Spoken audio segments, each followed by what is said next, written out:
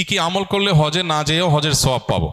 হজের যে মূল ফজিলত সেটা তো আসলে হজ ছাড়া অন্য কোনো কিছুতে অর্জন করা সম্ভব না। বিশেষ করে হজ আদায় করার যে ফরজ, এই ফরজ আদায় হওয়ার জন্য হজ করাই কর্তব্য। হজ ছাড়া অন্য কোনো কিছুতে হজের ফরজ আদায় হবে না।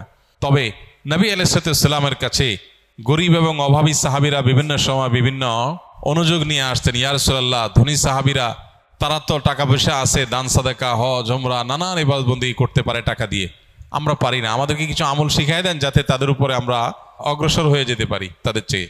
তো নবী আলাইহিসসালাম তাদেরকে দোয়া শিখিয়ে দিয়েছেন। দেখা গেল যে ধনীরা সে দোয়া বিভিন্নভাবে আপনার জেনে গেছেন এবং তারাও শুরু করে দিয়েছে।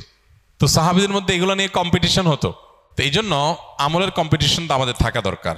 তো এই সমস্ত মানুষগুলো যাদের হজ করার সুযোগ সামর্থ্য হয় না অর্থের অভাবে, হজ করার যে ফরজ বিধান সেটা আদায় না হলেও হজের সওয়াব অল্প স্বল্প সওয়াব না, এটা কিছু কিছু আমলের মধ্যে আল্লাহ তাআলা রেখেছেন। নবী আলাইহিসসালাম বিভিন্ন হাদিস আমাদেরকে বলেছেন। এর ভিতরে একটা হলো ইশরাক।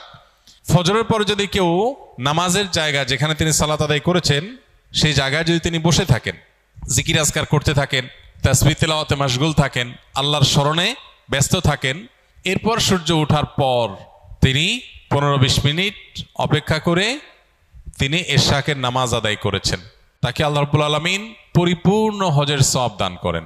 তাহলে একটা আমল পেলাম যে আমলের মাধ্যমে হজের সওয়াব লাভের একটা সুযোগ তৈরি হতে পারে। হয়তো প্রতিদিন আমরা করতে পারি না, আমাদের নানা রুটিনের ব্যস্ততা আছে, কিন্তু আমার মাঝে মধ্যে তো এই সুযোগটা আসে না। জুমার দিন অফিস আদালত স্কুল কলেজ ক্লাস থাকে না, তো আমি জুমার দিন যদি প্ল্যান করি যে বৃহস্পতিবার আগে শুয়ে যাব, শুক্রবার সকালে আমলটা করে আমি তারপরে ঘুমাবো, সম্ভব না ইনশাল্লাহ। দ্বিতীয়ত, ফজর নামাজের জন্য যদি কেউ মসজিদে যায়, ফজরের গুরুত্ব বুঝে কোনো পুরুষ মসজিদে ফজর নামাজ আদায় করবার জন্য গেল, গমন করলো, তাকে আল্লাহ রাব্বুল আলামিন এই যে কষ্ট উপেক্ষা করে, শীতের সময় শীতের কষ্ট, গরমের সময় ছোট রাত, এই ছোট রাতে ঘুম কোরবানি করে যথাসময় উঠে খুব এহতেমামের সাথে যথাসময়ে মসজিদে চলে গেল, এই ফজরের জন্য মসজিদে যাওয়ার এই স্যাক্রিফাইসটা যে করলো, আল্লাহ তাকেও হজের পরিমাণ সওয়াব দান করেন। ঠিক একইভাবে ওমরাতুন ফি রমাদান তা'দিলু হাজ্জাহ, নবী আলাইহিস সালাম বলেছেন রমজানে যদি কারোর ওমরা করার তৌফিক হয় সেটা একটা হজের সমান হয়। এই জন্য নিয়ত করি, চেষ্টা করি, আল্লাহ যদি কখনো তৌফিক দেয়, টাকা পয়সার ব্যবস্থা করে দেয় আল্লাহ, ইনশাআল্লাহ রমজানে ওমরা করব। আরেকটা আমল হলো যদি কেউ মসজিদে ইলম অর্জন করার উদ্দেশ্যে যায়, এই যে আপনারা এসছেন, আসার সময় যদি নিয়ত থাকে যে আমি কোনো দ্বীনি বিষয় শিখব, কোরআন হাদিস সম্পর্কে জানবো, কিছু মাসাইল সম্পর্কে অবগত হব, কোরআন বা হাদিসের দার্স থেকে আমি ইলম হাসিল করব, দ্বীন জানবো, ইলম হাসিলের উদ্দেশ্যে মসজিদে যায়, মসজিদে কোনো দ্বীনি প্রোগ্রাম হবে, গিয়েছে শুধু দ্বীন জানার জন্য, দ্বীনের ইলম হাসিলের জন্য, ইলম অর্জনের জন্য যদি কেউ মসজিদে যায়, তাকেও আল্লাহ তাআলা হজের সমান সওয়াব দান করেন।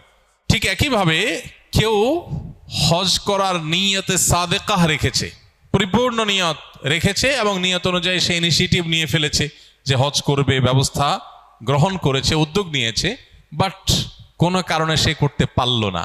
তো নবী আলাইহিস সালাম বলেছেন মান হাম্মা বিহাসানাতিন ফালাম ইয়ামালহা, যে ব্যক্তি কোনো ভালো কাজ করবার পাক্কা নিয়ত করেছে কিন্তু করতে পারলো না, কোনো কারণে করা হয়ে ওঠে নাই, কিন্তু তার নিয়ত ছিল পাক্কা, চেষ্টা উদ্যোগ সবই করেছে, অনেকে টাকা পয়সাও জমায়, শেষ পর্যন্ত হয়ে ওঠে নাই। কিন্তু এই যে তার পাক্কা নিয়ত ছিল, চেষ্টা ছিল, উদ্যোগও গ্রহণ করেছে, শুধু মুখোমুখি নিয়ত না, এরকম সিরিয়াসনেস থাকার কারণে, উদ্যোগ থাকার কারণে সে হজ যদি করতে নাও পারে, যে কোনো কাজের ক্ষেত্রে এটা প্রযোজ্য, সেটা যদি করতে নাও পারে আল্লাহ তাকে তার সমান সওয়াব দান করেন।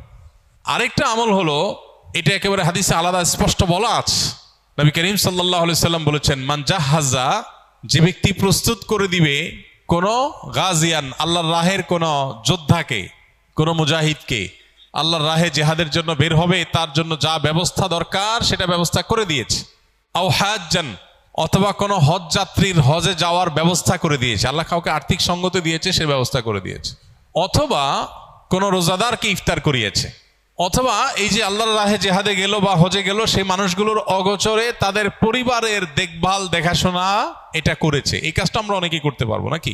যে হজে গেছে একজন, তার ফ্যামিলির লোকজনের যাতে অসুবিধা না হয় তাদের বলে রাখা যে কিছু হলে বলবেন, আমি খেদমত করতে রাজি আছি, চেষ্টা করলেন করার জন্য। এই কাজটা করা যায় না অনেক ক্ষেত্রে, আলহামদুলিল্লাহ। এটা অনেকটা টাকার উপর নির্ভরশীল না সব সময়। এই কাজগুলো যারা করবে, হাদিসে আসছে নবী আলাইহিস সালাম বলেছেন, তাদেরকে এই কাজগুলো করনেওয়ালারা করে যে সওয়াব পাবে, এই কাজগুলোর সহযোগিতায় নেমে সেই সওয়াব পাওয়া যাবে। তার মানে হজে যাওয়া ব্যক্তির ব্যবস্থা করে দিলে কিংবা তার পরিবারের দেখভালের দায়িত্ব নিলে এর মাধ্যমে আল্লাহ তাআলা হজের সওয়াব দিবেন ইনশাআল্লাহ। আল্লাহ আমাদের সবাইকে বাইতুল্লাহর হজ ছাড়া যেন মৃত্যু না দেয়। হজের ইবাদতের যে কি তৃপ্তি, কি স্বাদ, সেটা কোনো ভাষায় বর্ণনা করা যাবে না, কোনোভাবে বোঝানো সম্ভব না যে হজের ইবাদত কি তৃপ্তিময়। আল্লাহ যাকে তৌফিক দিয়েছে সে শুধু বলতে পারবে। জীবনের সব স্মৃতি মানুষ ভুলে গেলেও হজের স্মৃতি মানুষ বলতে পারে না। এটা তাড়া করে বেড়ায়, এটা মানুষকে পজিটিভ অর্থে তাড়া করে, অর্থাৎ সবসময় তাকে আবারও হজে যেতে উদ্বুদ্ধ করে। আরাফার ময়দান, মিনা এবং মুজদালিফার অবস্থানের ভিতরে নুরানি এবং অবর্ণনীয় অদৃশ্য এক সম্মোহনী শক্তি আছে, মানুষকে টানে। রুহানি একটা অবর্ণনীয় উন্নতি হয়ে থাকে। তো আল্লাহ আমাদের সবাইকে সেই হজটা জীবনে একবার হলেও করার তৌফিক দান করো। বহু মানুষ আছে জীবনে চিন্তাও করে না। আমি একসময় চিন্তাও করি নাই যে আমার জীবনে কোনো হজের তৌফিক হবে। আলহামদুলিল্লাহ, আল্লাহ এখন তৌফিক দিচ্ছেন অনবরত। তো আল্লাহ কখন কাকে তৌফিক দিবেন সেটা আল্লাহ ফয়সালা করেন। আমরা নিয়ত করব, চোখের পানি ফেলবো, দোয়া করব। হজ যাত্রীরা হজে যাচ্ছে, আমরা যেতে পারছি না, আমরা দোয়া করব, আল্লাহ আপনি হজে যাওয়ার ব্যবস্থা করে দেন, আজকে নয় আবার অন্য কোনো সময়। আমি প্রথম হজে গিয়ে আরাফাতের ময়দানে আল্লাহ কাছে, আরাফাতের ময়দানের দোয়া মিস হয় না, দোয়া কবুল হয়। তো আমি আল্লাহ কাছে দোয়া করেছিলাম, আল্লাহ আমার আব্বা এবং আম্মার হজ করানোর আমার খুব ইচ্ছা, কিন্তু আমার সে শক্তি সামর্থ্য নাই, একজনকে করানোর টাকাও আমার কাছে নাই, আপাত দৃষ্টিতে সে টাকা আসার কোনো রাস্তাও নেই, কিন্তু তোমার খাজানায় তো অভাব নাই, আমি চাই তোমার কাছে তুমি ব্যবস্থা করে দাও। দোয়া করছি আমার কাছে হজ করাবার কোনো সামর্থ্য নাই, কিন্তু আমার খুব ইচ্ছা যে আল্লাহ আমার বাবা মা জীবদ্দশা আমি হজ করলাম, তাদেরকে হজ যেন করাইতে পারি। খুব দোয়া করলাম, খুব দোয়া করে আসলাম, দেশে আসলাম হজ করে। আসার পরে এক আল্লাহর বান্দা আমাকে বলতেছেন যে আঙ্কেল আন্টির কি পাসপোর্ট আছে? তাই বললাম না, থাকার কথা না, থাকলো আব্বার আছে মনে হয়, আমার থাকার কথা না। বলছে দুইটা একটু বানান, আমার একটু ইচ্ছা ওনাদের দুজনের হজ করার। ও প্রথমবার হয়েছে আব্বারটা শুধু। এরপরে আমেরিকা থেকে এক আল্লাহর বান্দি উনি বলতেছেন যে আপনার আব্বা আম্মাকে হজ করার আমার ইচ্ছা। অর্থাৎ দুইজন লোক, একজন শুধু আব্বারটা আর একজন আব্বা আম্মা দুইজনেরটা। এবং পরবর্তী হজ আসার আগে আগে দোয়া কবুল হয়ে গেছে। আবার অনেক সময় দোয়া কবুল হতে দেরি হতে পারে, তাতে কি? এই জন্য হজ করার তাড়া, ব্যথা, দরদ এটা অন্তরে লালন করতে হবে, দোয়া করতে হবে, চোখের পানি ফেলতে হবে।